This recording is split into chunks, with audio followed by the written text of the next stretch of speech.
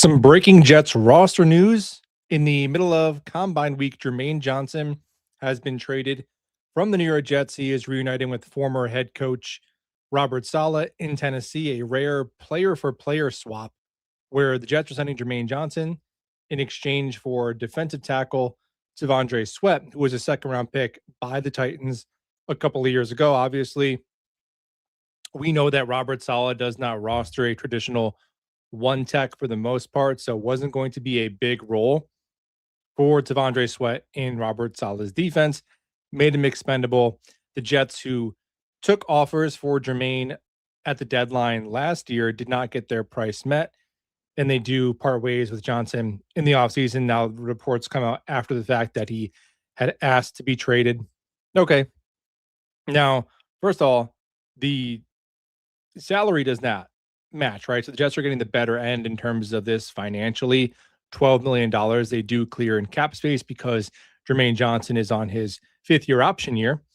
And Devondre Sweat is still on his second round rookie contract. And the way I see it is, I don't think that there's not a role for a Jermaine Johnson type of player within the Jets defense. I mean, we're going to talk about some schematic stuff and the implications there, but I think it really came down to the Jets were between a rock and a hard place with Jermaine because his contract was expiring. You know, if he bounces back from the Achilles second year and crushes it, okay, now you do you give him an expensive contract extension? Does he want to remain with the Jets? It seemed like maybe no. So if a long-term contract wasn't going to be in the cards, what do you do with him? You move off of him and you get back a player you could use who's cheaper. You get that money off of your books and you kind of go about your day. Now, I think Jermaine could absolutely bounce back. And the Titans are happy that they made this move, but you just don't know. Now, Carl Lawson, obviously, the Achilles kind of derailed his career. Not a one for one because Lawson had other injuries before that, where Jermaine's been durable outside of that. But it was tough to watch him even at the end of the season where he was, 16 months removed from surgery, just have no juice. It's probably the worst injury a player at edge could suffer. Besides something scary with the head or spine, an Achilles injury is one probably the most devastating injury for an edge rusher in particular. So wish Jermaine the best. Really good dude, hard worker. Hopefully he can bounce back and it could be a win-win trade. Um, Now Sweat is an absolute unit. Devondre Sweat is a beast. True nose tackle prototype here. Still 24 years old, 6'4", over 360 pounds. And this is the kind of player where like the run stuff, McGee prototype, it's one of the reasons why I was not a fan of Caden McDonald at 16, because you can find these skill sets without allocating premium assets, right?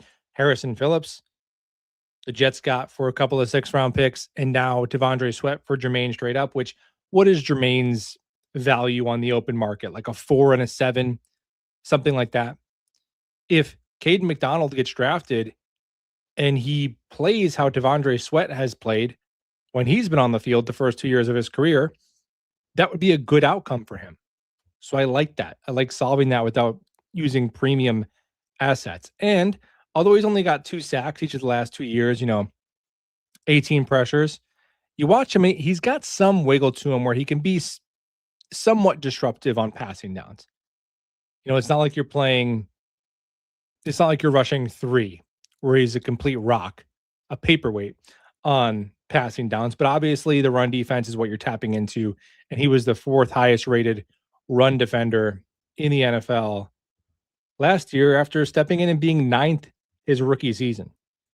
So the run defense he's going to come in and he's going to change your front, hold the point of attack, whether it's Aaron Glenn says it's a 4-3 with 3-4 principles. So he could be that true over the center nose tackle that you need to anchor the 3-4 looks in your defense.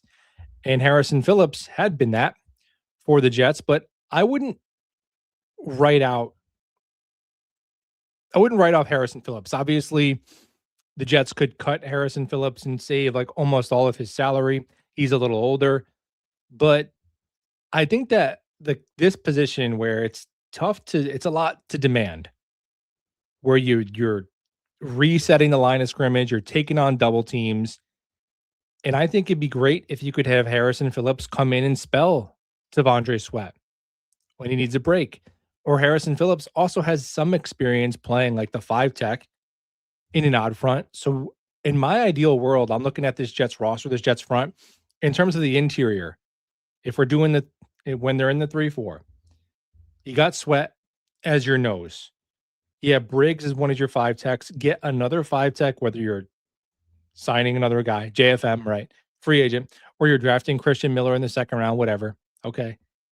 And then I like Harrison Phillips as that first guy off the bench, rotating in behind, playing all three of your interior spots. That's something you can kind of work with. And obviously, Harrison Phillips is like the best guy ever to have in the locker room. So I think you keep him, in my opinion, especially because you are saving money with this move. So you got to roster and pay some people at some point with all the cap space we have. I'm not dying to get rid of Harrison Phillips, who was a very good run defender, played this role. Now you can kind of get two of these guys in there and make sure that you can defend the run with four down. Now, what does this mean in terms of ramifications for other guys on the roster, free agency draft? I think it's also significant. Now, obviously, I think Will McDonald is going to stay. There was a world in which you're looking at both of these players coming towards the end of their rookie contracts, guys that Moogs and Glenn did not draft, and you're wondering, could one, maybe even both of them be moved? But that would be, I mean, if you go ahead and trade Will McDonald for some third round pick, now it's like, okay, now you have no rosterable edge players at all heading into the offseason. That's not ideal. And Darren Muji also spoke pretty highly of Will McDonald at the presser the other day, all but said that his fifth year option will be picked up.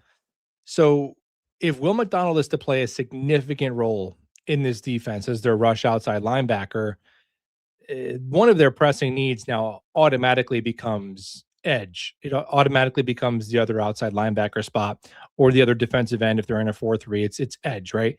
They need another edge. And I think that's going to be the pick at two, depending on what flavor they like. And really, they need to sign somebody who could play some reps that's a serious player, not Clemens McGregor type in free agency. So they need one of those first round picks on edge and a decent free agent ad, even if it's a guy like Leonard Floyd, who's a little over the hill, but who can come in and play, 30 snaps a game. They need something because the drop off from a guy like that, I mean, we saw last year just when you have fringe roster players playing a ton of edge snaps, just how bad that was. So obviously, edge was a need before. It's an even bigger need now, I think, when McDonald stays put. And then now, when you look at the top of the draft, Reese, Bailey, Bain, I still think it'll be one of those three. If I had to put it in order of likelihood, I would say Reese is the most likely, then Bailey, and then Bain, just because Bain, we already knew he had the turtle arms. And I think that if you're going for a 3-4, like those guys stylistically fit that mold better. But we'll see. We'll see. Aaron Glenn said they're going to be multiple. I still think Bain is such a versatile defensive line piece that you can make it work. And he's already demonstrated he's created an arsenal that overcomes his lack of length. But it was a pretty good day for Bailey so far. We haven't seen all of the testing yet, but he did come in and weigh at 251 pounds, which he was listed at 250 on Texas by Texas Tech, but sometimes they, pad those numbers a little bit. So he matched his 6'3.5", 251 pounds. Stuff like the broad jump and the vertical was really good for him.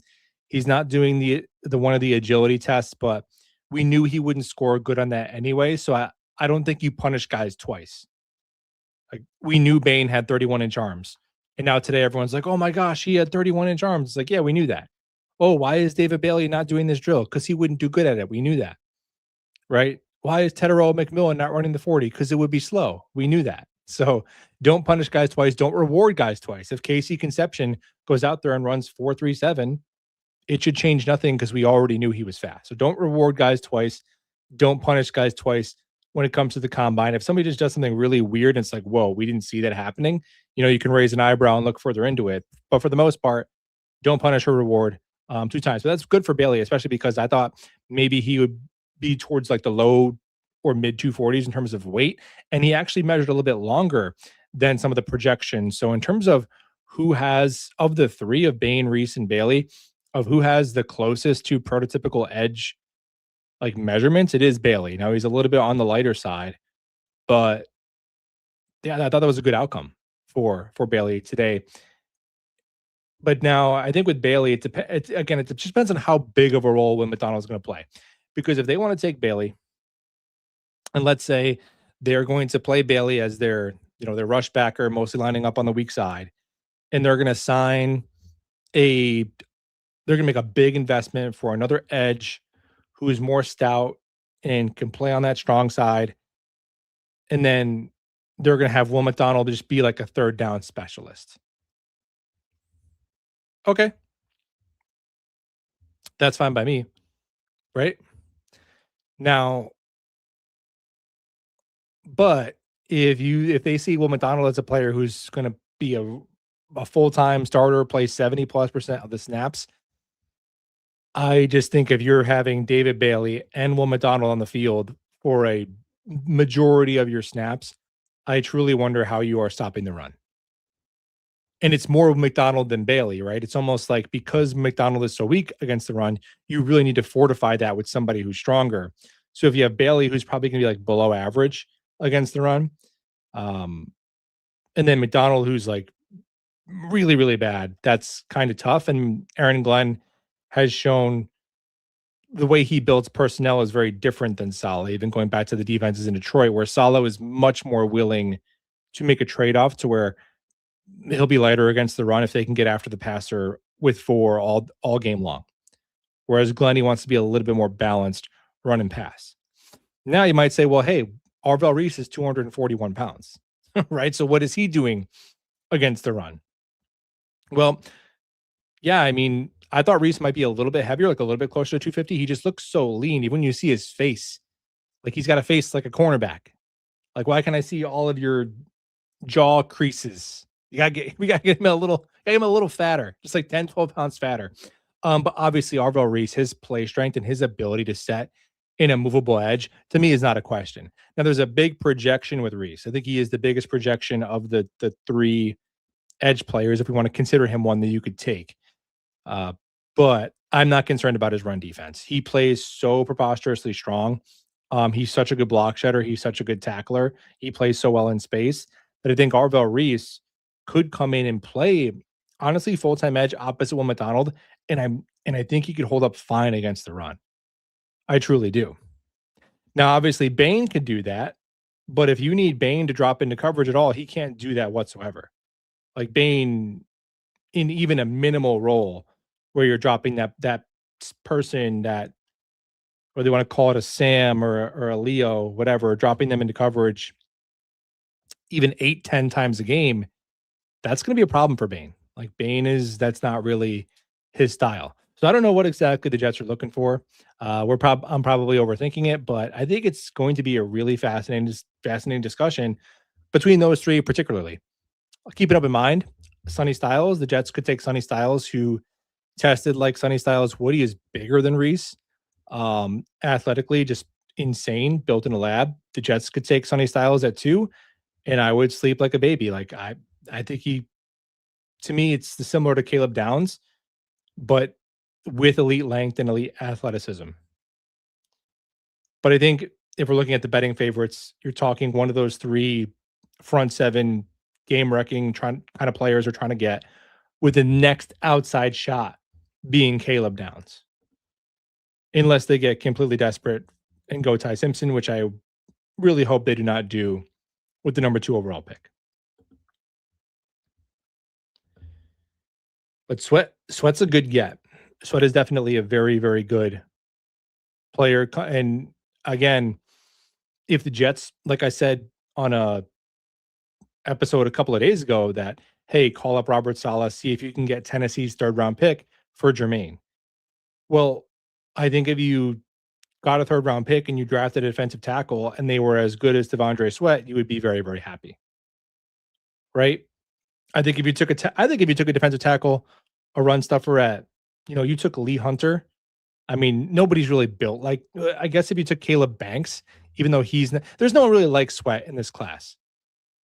But let's just say you took Caleb Banks, for example, at pick 33, and he played how Sweat has played his first 2 years in the league. You'd be happy about that. Now, I have a couple of Titan fans on social media who are adamant to me that he has character concerns, and there's been concerns about maintaining his weight. I have no idea how to measure that. I think that Moogs and Glenn are, if I had to guess, they're probably a little bit air more on the cautious side with that kind of stuff. So, I mean, that's the part of armchair GMing where you just really you just don't you straight up don't have the information, right? We can armchair GM with their stats with the all 22, but we just straight up don't have that information. So we'll just see about that. Wanted Reese to be heavier, says Pooch Guy, but I think he's it. Yeah, if I had to guess, um, it would be Reese. That would be my prediction for sure.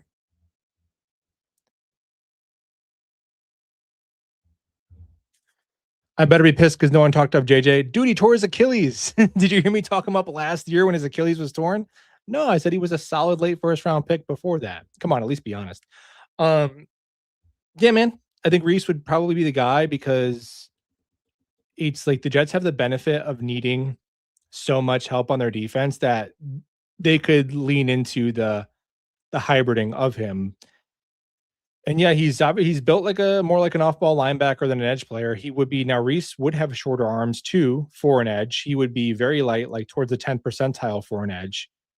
So that's small. But I'm just not worried about his play strength, to be honest. Like I'm just worried that he has very limited reps and like actually crafting how to be an edge rusher. So I really think the perfect role for him would be this like the Sam linebacker and a Brian Flores kind of front, um, where he's on the ball like 70% of the time, off the ball like 30% of the time. Because you wanna tap into all of his skills as much as you can.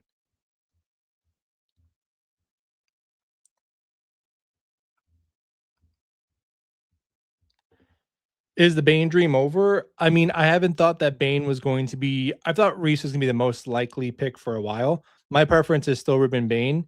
I knew he had stubby arms. I already knew that. And I still would want Ruben Bain to be the pick to me because they're going to be multiple enough to where he is the best defensive lineman, in my opinion. Now, is there some massive gap in my particular preference? Not really. I think you got Bain, and then behind that, Arvo Reese, Sonny Styles, the receivers, Caleb Downs, David Bailey. I think there's like six or so players you could conceivably say are worthy of consideration for the number two pick. I like Styles to me. I think Bane would be one for me. I don't know if Styles is in second, personally, and then like Reese, because Styles is absolutely a preposterous linebacker prospect, and especially if you're going to take Reese and play him off ball. Like I have no idea. I mean, some teams probably view him differently. Some teams probably will say we're going to do what they did with Jalen Walker last year and just convert him to full time edge. Some teams probably see him as a full time linebacker. Some teams probably see him as a hybrid player who could do a little bit of both. But if you just see Arvo Reese as an off ball linebacker, how is that the consensus number two pick? When I would argue he was the second best off ball linebacker on his team. So if a team is taking Arvo Reese, if he is this consensus, like minimum top five pick, then you have to be tapping into an edge rush skill set to a significant degree, right? That just kind of makes sense.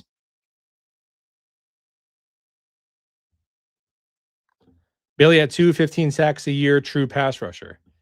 Yeah, I mean, I think the true pass rusher designation makes sense for Bailey. I mean, on third downs, him and Will McDonald would be amazing. It's just how much of a role do they have for McDonald is kind of the question for Bailey.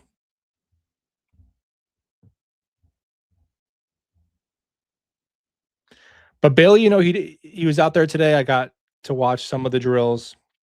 And he doesn't look out of place with the defensive lineman. You don't look at him and go, "Oh my gosh, that guy's so small or so skinny." Not really. But it's just what trade offer do you want to make? Because Bailey is the worst run defender. Bain can't drop into coverage at all. And then Reese is just a very projection based pick.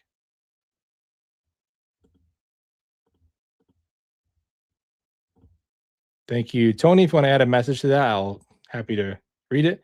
Does this mean no Peter Woods? Um, well, I don't know if Peter Woods would be a fit for the Jets. Anyway, I like Peter Woods. There's a very wide range of opinions on him. Like you'll see him mocked to the Bengals at 10 or like to the early second round. So as we get closer to the draft, typically in terms of a mock draft in terms of like Mel Kiper says these teams are going to get these guys, it'll be like 3% accurate. But in terms of who is going to be drafted in the first round, we do pretty much know, besides one or two surprises. So we'll kind of get a better sense of that as we get, in a few weeks. But the Jets do run. I mean, Peter Woods. I don't think this Jermaine Johnson nor Tavondre Sweat play the same position as Peter Woods. Peter Woods is a pure 3 tech and a 4-3 or a 5 tech and an odd front. So it really doesn't have much bearing on whether or not they would draft Peter Woods. Now, Caden McDonald, yeah, that's going to be a no. You're not having Tavondre Sweat and Harrison Phillips on your team and then spending the 16th overall pick on a guy who does the same thing. Peter Woods doesn't do the same thing. So it's just, what do they think about Peter Woods? I'm not sure. But the Jets and Aaron Glenn has been consistent in this. He's had more of a react front. He has a react front. He does not have an aggressive attack front like Saleh or like Bulls. The trade-off there is try to be a little more consistent down to down against the run, where again, Saleh's like just shoot your gap and get in the backfield and figure it out from there. Which is why you kind of need a player like Sweat, but also even a player like Quinnen Williams. Was it a coincidence that when Quinnen went from Saleh's system to Glenn's system, he had his best run defense numbers of his career with some of the worst pass rush production? No, it's not, because he's on his heels, reading and reacting instead of being in an attack front like he is back with White Cotton in Dallas. So Peter Woods is an attack front gap shooter. That's not really what the Jets do. So I don't know if he's a fit there, but he plays it. They could use another injured defensive lineman, and he's a really explosive one. So I like Peter Woods as an option. Definitely, if he's there at 33, if some of those predictions are right, then yeah. 16, he's one of the players where you feel like it's a reach, but he's just based on the other reach you're going to make. Like Denzel Boston's probably a reach. Casey Conception's probably a reach. Vega is not a reach to me, but everyone groans when you say offensive lineman. Jermaine, like Mansour Delane is not a reach, but everyone groans when you say corner. So, just put a mock draft simulator on and look what pick 16 looks like, and you're probably not going to love it. You're hoping that it doesn't go the way that the simulator is telling you it's going to go.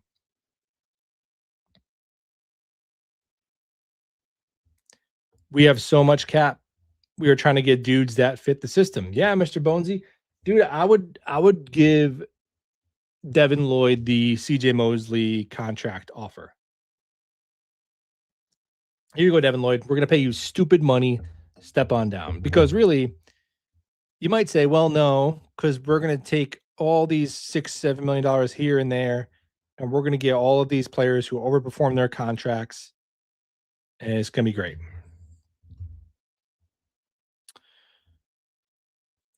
Well, that's ideal.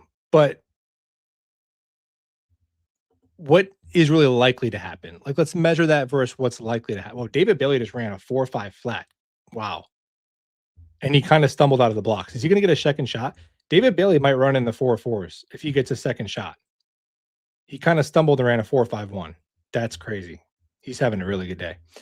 Um, but again, the Jets last year, they gave $30 million to Justin Fields to play 7 games for them or whatever. They gave Sherwood $15 million a year. They gave Brandon Stevens $12 million a year. These are replacement level players. So would you rather play replacement level players like they're good, or would you rather play an excellent player like he's a Hall of Famer? I'd rather do the latter.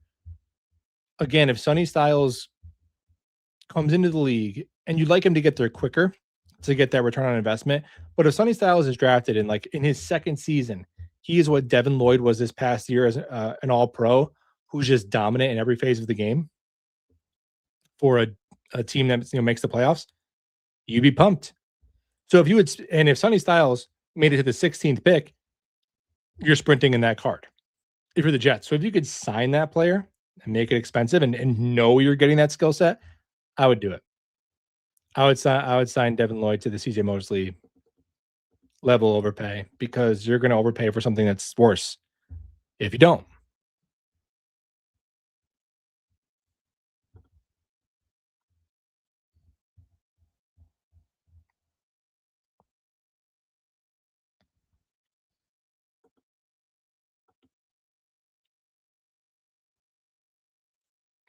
All the guys coming out of college will put on more weight. Yeah, you got to be careful with assuming that. I think particularly if they are very young, I think it's fair to say that.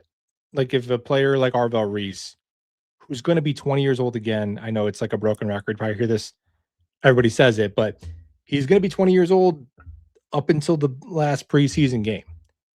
So projecting that Arvell Reese could add 10 pounds to his frame and carry it just fine and remain as explosive, I think that's a fine projection. The problem was when we did that with Will McDonald. Oh well, he'll just gain 15 pounds of pure muscle and he'll bend and get off just the exact same. It's like, yeah, if that was possible, he probably already would have done it. Like he was 24 when he was drafted. And it's like his third year, and they're like, why isn't his body changing? It's like because he's 26 years old. That's who he is. So I think age is built in there because how often do we say that? Well, you just got to gain like 17 pounds of pure, unadulterated muscle. It's like, um, first of all, it's more difficult. Like, once you've been training for a few years, like each additional uh strength gains becomes, harder and harder to get as you get older, particularly towards your mid 20s. So, yeah, if they're very young, I would agree. If they have like again, Reese, broad shoulders, super young, he could probably do it. Some of the other guys like Bain, that's probably going to be his body type, right? Bailey, that's probably going to be his body type.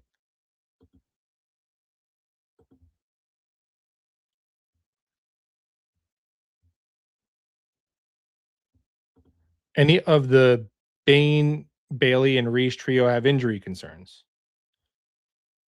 Um, Not this past year. I think nothing significant with any of the three of them. Obviously, Bain's teammate Mesidor has had multiple lower body injuries. Yeah, that's what I'm saying. I agree with you. Would you rather pair Reese and Styles or Downs and Styles?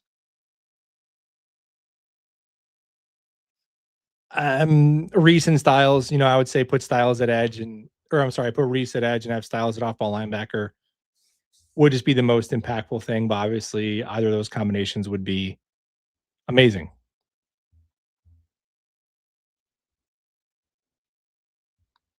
Styles might not get past 5.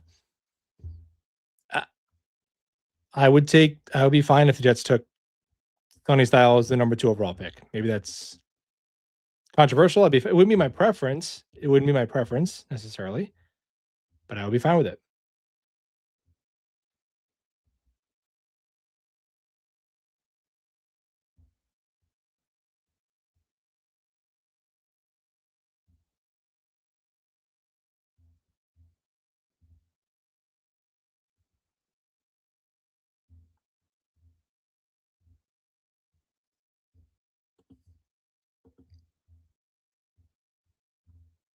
Yeah, Reese highest ceiling, I think, is a fair way to describe him. Do you think a trade of Fields can actually happen? Some outlets have been pushing it. So the only way that that happens if the Jets are willing to eat a significant amount of his contract. I don't think a team is taking on his full contract. So maybe like a sixth, seventh round pick swap, and then the Jets eat half the money, maybe. But I just can't imagine a team taking the full contract. All my favorite players get traded. Yeah, that draft class now, it's just I mean,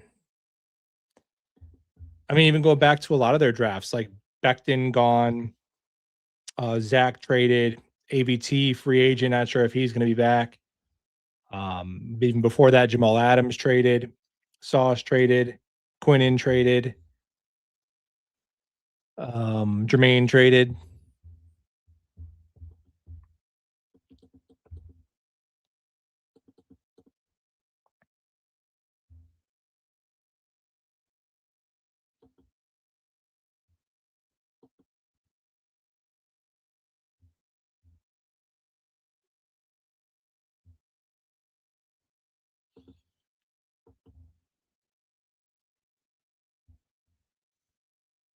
Yeah, it's crazy that Sonny Styles was a safety like in 2023 or whatever, and now he's like big for a linebacker. He's bigger than Reese.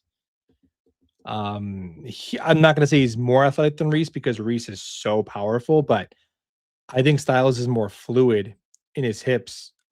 Styles' coverage projection is better than Reese, and Styles has been pretty productive as a pass rusher. Like if someone views Arvo Reese as mostly an off-ball linebacker who sometimes can blitz, I think Sonny Styles might be better at that. Now, obviously, if you have it inverted as a mostly edge who can also drop and do some stuff, then Reese would be better at that. Because I think Reese's power profile just holds up better at edge than Styles. Like here's some stats. Sonny Styles has 169 pass rush snaps, 39 pressures, and 10 sacks. And he lined up on the edge 317 times over his career. So Sonny Styles can get after the passer a bit.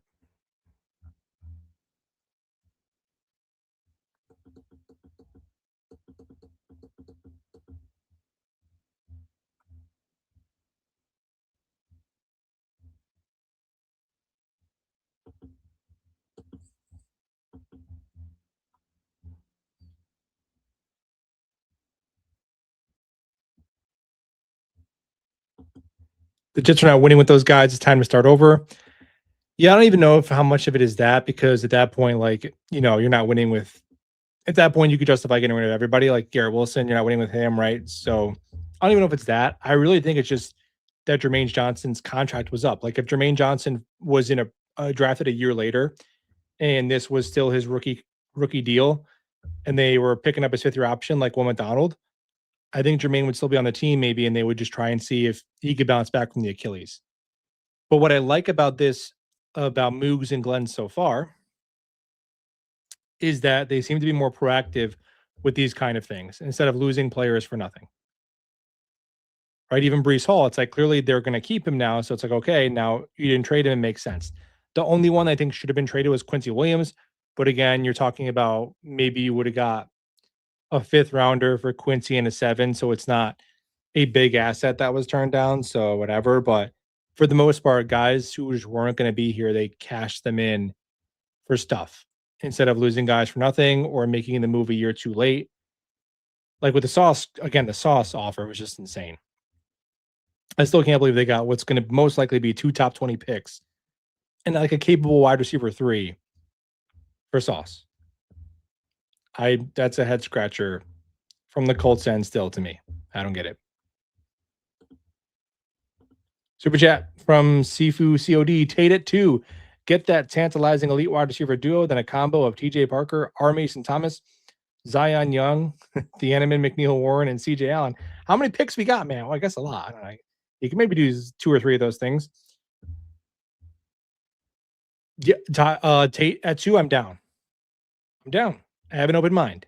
Like I think if you've seen enough drafts come and go, man, it's kind of hard to be like, you cannot take this position. How many times do we do this? Blah, blah."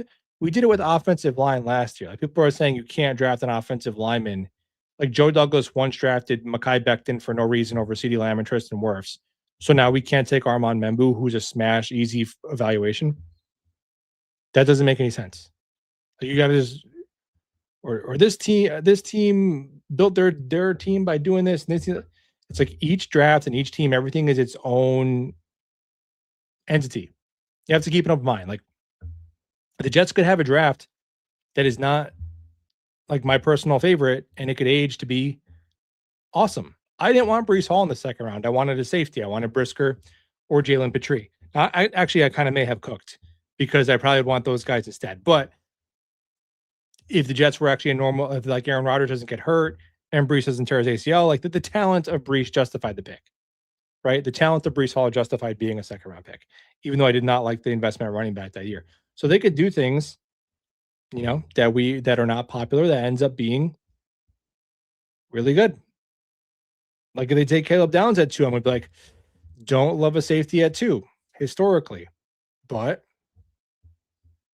if he has the impact that Kyle Hamilton has on the Ravens defense, then it's fine, right? There's an element of randomness, so you got to keep an open mind.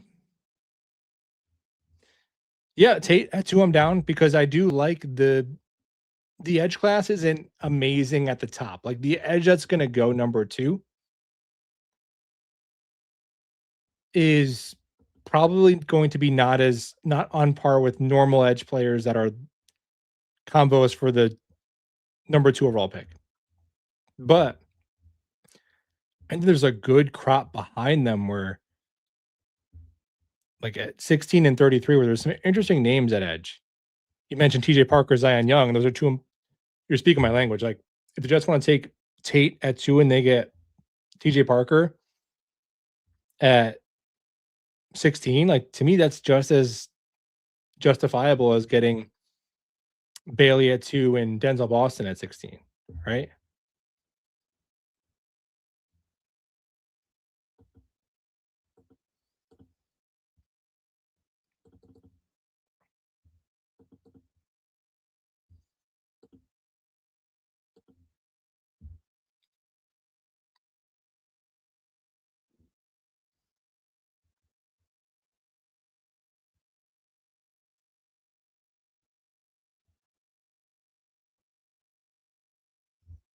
Any of the top 10 picks much better than the others?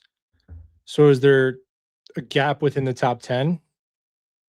Well, I mean, in my opinion, I would say including positional value, like you have to put Mendoza in there because he is a quarterback. I would say Mendoza, Bain, Reese, Bailey, Tate, Dials, Downs, Love, and then Lemon on the fringe. I would just include Lemon.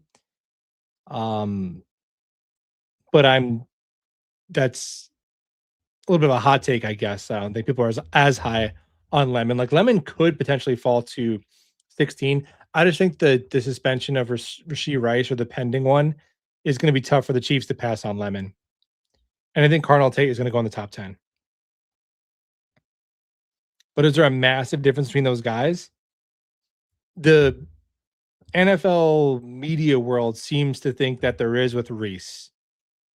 Seems to think there is with Reese.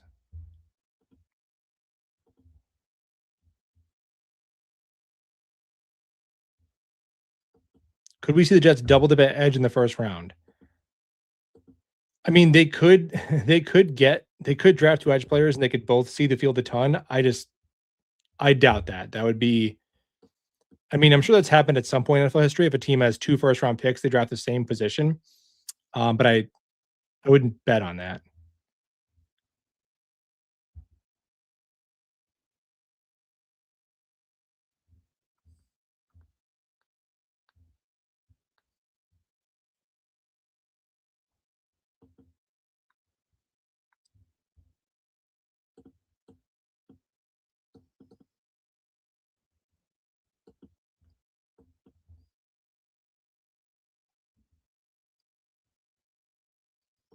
Is a guard a possibility with our first 4 picks? Yes, absolutely.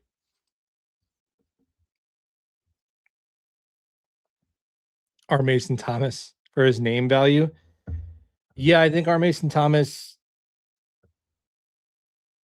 I just think if they're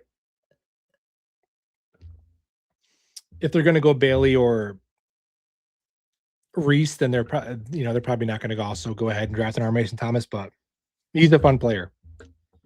He's really good. He's tiny though. He's like 240 pounds. Reese is a badass, but I'm missing something. Why is the hype so crazy?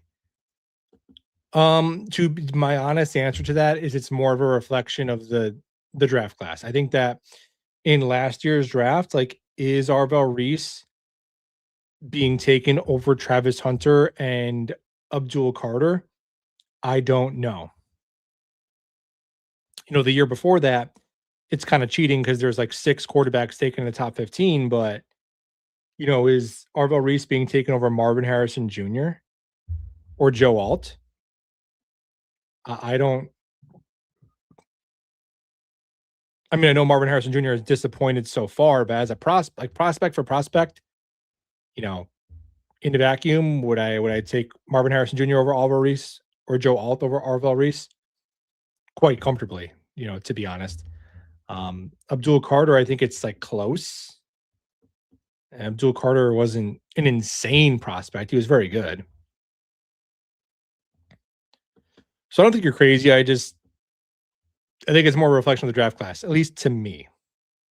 To me. What wide receivers do you think will be there at 16? So I think you might have your pick of the litter at after Lemon and Tate. Now, do you Jordan Tyson? It's just a matter of injuries. And then stylistically, I think Omar Cooper Jr., Denzel Boston, and Casey Conception are the next guys off the board.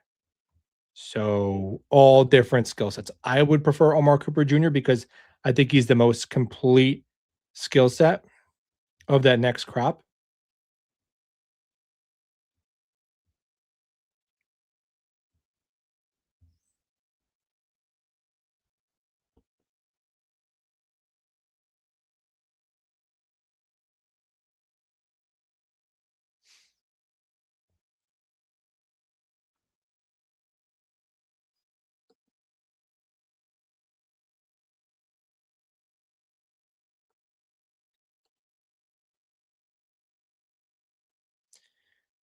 Yo, just want to say that Sonny Styles, this man struggles to make basic tackles. Well, I can't pretend like I've watched every single snap of Sonny Styles, but I have not personally had that concern when watching him. Who would be a realistic free agent safety that would be willing to come here? To be willing to come here, I don't know, but Cam Curl, Kobe Bryant would be the top 2. Brisker is more of like a box safety, but he's really good. Downs not gonna be there at 16. I would agree. Downs likely not there at 16 for sure. If we don't figure out guard in free agency, I could see us taking Penn State guard at 16. Honestly, if we have just a pretty significant hole or like a Myers level stopgap at guard heading into the draft, like Vega might be my preference at 16 because you have to compare it to what's there. Like I know people will freak out because it's a guard, um, but guards who go in the top 20, it's one of the highest hit rates in like drafts in recent draft history. If you look at the guys who go really high as guards, who are like the consensus top 1 or 2 guards in the draft who go high, it's a really big hit rate. And I don't agree that like, oh, well, you're just replacing ABT, so that's bad resource management because I would agree with that if ABT played. Like if ABT played, he would already be on a 4-year extension and we wouldn't be talking about this. So to me, it's like, yes, you can re-sign ABT and technically on your depth chart, you have ABT. But do you really? Right? That's the problem with him.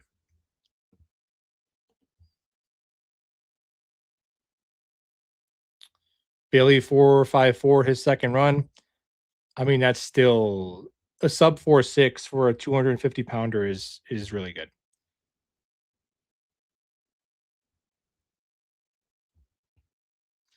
But I'll leave it there. Jermaine Johnson out, T'Vondre Sweat in. If you want to hit the thumbs up button on your way out, that would be cool. And we'll talk all soon.